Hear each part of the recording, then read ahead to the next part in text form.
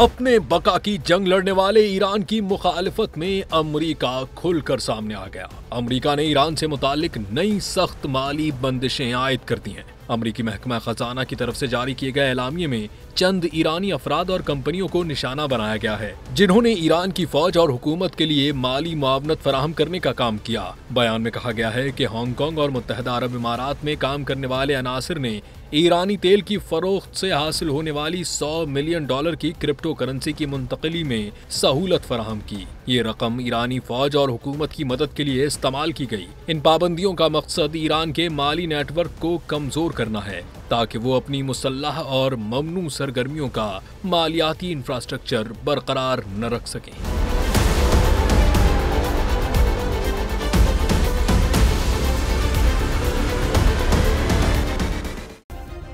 Subscribe करें और bell दबाएं ताकि कोई खबर रह न जाए।